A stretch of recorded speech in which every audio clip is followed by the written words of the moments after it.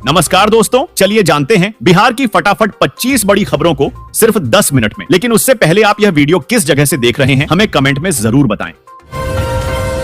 बिहार में लुढ़का पारा, 22 जिलों में ठंड ने मारी एंट्री। दोस्तों, बिहार में अचानक 22 जिलों का पारा लुढ़कने से गुलाबी ठंड ने दस्तक दे दी है। कई स्थानों पर कोहरे का भी प्रभाव देखने को मिल रहा है। गिरते छड़ते तापमान में लोगों को सावधान रहने के लिए कहा गया है। लोगों को सुबह शाम गर्म कपड़े पहनने की सलाह दी गई है। वहीं मौसम विभाग ने कई जिलों में बारिश का भी अनुमान लगाया है।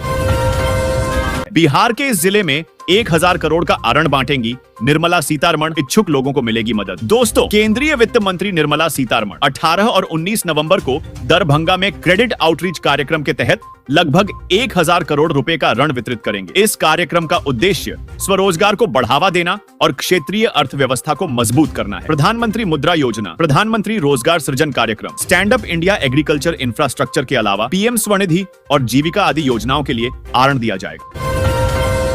जमीन के डॉक्यूमेंट्स को लेकर आया बड़ा अपडेट, रजिस्टर 2 की होगी स्कैनिंग। दोस्तों, बिहार सरकार ने जमीन के डिजिटाइज्ड दस्तावेजों की गुणवत्ता जांचने का आदेश दिया है। निजी एजेंसी द्वारा किए गए डिजिटाइजेशन के काम की जांच नहीं होने के कारण इसे विभागीय पोर्टल पर अपलोड नहीं किया गया है। जिलाधिकारियों को जांच कर संतुष्ट होने के बाद ही दस्तावेजों को पोर्टल पर अपलोड करने को कहा गया है। साथ ही रजिस्टर 2 की स्कैनिंग को प्राथमिकता देने के निर्देश दिए गए हैं। अब दीघा से एम्स गोलंबर सहित इन 4 मार्गों पर भी चलेंगी सिटी बसें। दोस्तों, पटना परिवहन विभाग ने आर ब्लॉक से कंगन घाट तक नगर बस सेवा शुरू करने का निर्णय 14 अक्टूबर को लिया था, लेकिन विभाग ने गुरुवार को 2 मार्गों की जगह अब 4 मार्गों पर नगर सेवा चलाने का निर्णय लिया है। आर ब्लॉक से कंगन घाट तक के अलावा दीघा से एम्स पटना गोलंबर तक भी नगर बस सेवा शुरू की जाएगी।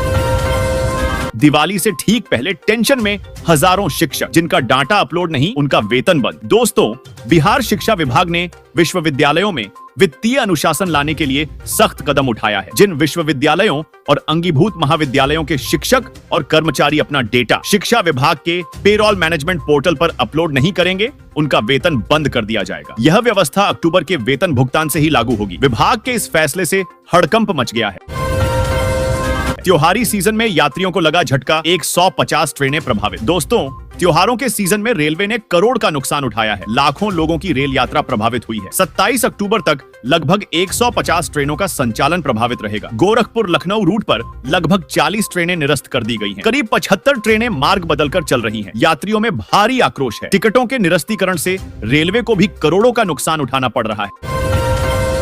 मुख्यमंत्री उद्यमी योजना में 340 लोगों को नोटिस, सरकार के साथ कर रहे थे चालाकी। दोस्तों, मुख्यमंत्री उद्यमी योजना के तहत 340 लाभुकों ने वर्ष 2018 से 2022 तक बैंक से 5-5 लाख रुपए का अरण लिया था, लेकिन वे अरण की किस्त का भुगतान नहीं कर रहे हैं। उद्योग विभाग ने इन लाभुकों को नोटिस भेजा है और अगर वे भुगतान नहीं करते हैं तो वसूली के लिए कार्रवाई की जाएगी। लोगों से भुगतान देने की अपील की गई है। गांव वाले नहीं लगवा रहे थे स्मार्ट मीटर, फिर बिजली कंपनी ने निकाला गजब का उपाय। दोस्तों, बिहार के कई गांवों में लोग अभी भी स्मार्ट मीटर लगाने से डर रहे हैं कि कहीं बिल अधिक ना आ जाए। ग्रामीण बिजली विभाग के अधिकारियों को गांव से सीधे लौटा दे रहे हैं और स्मार्ट मीटर इंस्टॉल करवाने से इनकार कर दे रहे हैं। वहीं अब बिजली कंपनी ने भी लोगों को समझाने के लिए अलग तरह का उपाय निकाल लिया है। बिहार में अब घर बैठे बेच पाएंगे जमीन, बार बार रजिस्ट्री ऑफिस जाने का झंझट खत्म। दोस्तों, बिहार में जमीन की खरीद फरोख्त के लिए रजिस्ट्री ऑफिस का चक्कर जल्द ही खत्म होने वाला है। आम लोगों को अब जमीन की रजिस्ट्री कराने के लिए बार बार सरकारी दफ्तर जाने की जरूरत नहीं होगी। बहुत सारा काम घर बैठे ही हो जाएगा। इस नई व्यवस्था के लागू हो जाने के बाद लोग घर बैठे ही ऑनलाइन आवेदन कर सकेंगे और अपनी जमीन की रजिस्ट्री के लिए तारीख ले सकेंगे। नीतीश सरकार का बड़ा फैसला, छोटे व्यवसायियों को भी मिलेगा बालू भंडारण और बिक्री का अधिकार। दोस्तों, बिहार सरकार ने छोटे व्यवसायियों को भी बालू भंडारण और बिक्री का अधिकार देने का फैसला किया है। इसके लिए सरकार ने बिहार खनिज समानुदान 2024 में प्राविधान किए हैं। छोटे व्यापारियों को बालू भंडार करने का लाइसेंस प्राप्त करने के लिए निर्धारित शुल्क चुकाना होगा। इस कदम से छोटे व्यापारियों को नई व्यवस्था मिलेगी और रोजगार के नए अवसर भी सृजित हो सकेंगे। बाढ़ग्रस्त इलाकों में नुकसान का जायजा लेने आ जाएगी केंद्रीय टीम। दोस्तों, पटना राज्य में पहले और दूसरे चरण में आई बाढ़ से हुई क्षति का आकलन करने केंद्रीय टीम आज पटना पहुंचेगी। 2 दिनों के दौरे के बाद 22 अक्टूबर को राज्य सरकार के अधिकारियों के साथ बैठक होगी। राज्य सरकार का पक्ष जानने के बाद केंद्रीय टीम वापस लौट केंद्र सरकार को रिपोर्ट सौंपेगी। राज्य सरकार ने 3638 करोड़ रुपए की क्षति सहायता की मांग केंद्र सरकार से की है। बिहार में भोजपुरी गाने पर 2 महिला सिपाहियों की रील्स वायरल, थाने में बनाया वीडियो, अब कार्रवाई की तैयारी। दोस्तों, अब ताजा मामला मुजफ्फरपुर जिले से सामने आया है, जहां विश्वविद्यालय थाने में 2 महिला सिपाहियों ने रील्स बनाई है। इसके बैकग्राउंड में भोजपुरी गाना बज रहा है, जो तमाम सोशल मीडिया प्लेटफॉर्म पर वायरल हो रहा है। इसकी सूचना वरीय पुलिस अधिकारियों को भी है। सिटी एसपी विक्रम सिहाग ने मामले में जांच का निर्देश दिया है। बाढ़ को लेकर पटना में हुई हाई लेवल मीटिंग, डीएम सहित सभी सीनियर अधिकारियों को मिल गया नया टास्क। दोस्तों, बिहार के 36 जिलों में सितंबर में 2 बार आई बाढ़ से भारी नुकसान हुआ। सरकार ने जिलों से क्षति की रिपोर्ट मांगी है, जिसमें पुल पुलियां, सड़कें, बिजली पानी सप्लाई और सिंचाई योजनाओं की क्षति का विवरण देना है। मुख्य सचिव की बैठक के बाद डीएम और वरीय अधिकारियों को पत्र भेजा गया है। इसके साथ ही नुकसान का ब्यौरा देने का निर्देश दिया गया है। बिहार में बाढ़ ने तटबंधों को पहुंचाया भारी नुकसान, 512 करोड़ बह गए। जल संसाधन विभाग की रिपोर्ट में खुलासा। दोस्तों, बाढ़ ने राज्य में नदियों के करीब 118 किलोमीटर तटबंधों को भारी क्षति पहुंचाई है। नदियों के तटबंधों को कई जगह तोड़ने और क्षतिग्रस्त करने के साथ ही उन पर बनी संरचनाओं को भी नुकसान पहुंचाया है। इसका खुलासा जल संसाधन विभाग की रिपोर्ट में हुआ है। क्षेत्रीय अधिकारियों से मिली रिपोर्ट के आधार पर बाढ़ ने जल संसाधन विभाग के 512 करोड़ डुबो दिए। बिहार में एआई से होगी ग्रामीण सड़कों की देखरेख, 800 करोड़ की होगी बचत। दोस्तों, बिहार में अब एआई तकनीक से ग्रामीण सड़कों की देखरेख होगी। इससे सालाना 800 करोड़ की बचत होगी। शुक्रवार को ग्रामीण कार्य विभाग में इस तकनीक को लेकर बैठक हुई। इसमें नई तकनीक से सड़कों के अतिक्रमण का पता लगाने में भी सफलता मिलेगी। मुख्यालय में एक कंट्रोल कमांड सेंटर बनेगा, जो फील्ड इंजीनियरों के निरीक्षण की निगरानी करेगा। 912 करोड़ से दरभंगा एयरपोर्ट को मिलेगा नया टर्मिनल भवन, पीएम नरेंद्र मोदी करेंगे शिलान्यास। दोस्तों, प्रधानमंत्री नरेंद्र मोदी की ओर से आगामी आज दरभंगा एयरपोर्ट के सिविल एनक्लेव का शिलान्यास किए जाने की खबर से जिले के लोगों में खुशी की लहर है। लोग बेसब्री से नए एयरपोर्ट से विमानों का परिचालन शुरू होने का इंतजार कर रहे हैं। बता दें कि अहलूवालिया कॉन्ट्रैक्ट्स को दरभंगा एयरपोर्ट के नए सिविल टर्मिनल के निर्माण का ठेका दिया गया है। पटना के इन 6 घाटों पर पहुंचना मुश्किल, छठ व्रतियों के लिए खोजा जा रहा नया रास्ता। दोस्तों, रास्ता नहीं होने से पटना के इन 6 घाटों पर छठ होना मुश्किल हो गया है। इनमें पहलवान घाट, एलसीटी घाट, बांस घाट, कलेक्ट्रेट घाट, टीएन बनर्जी घाट और मिश्री घाट शामिल हैं। इन घाटों पर जाने का रास्ता अलग अलग वजह से बाधित है। पहलवान, एलसीटी घाट, बांस घाट जाने के रास्ते में जगह जगह पानी लगा है।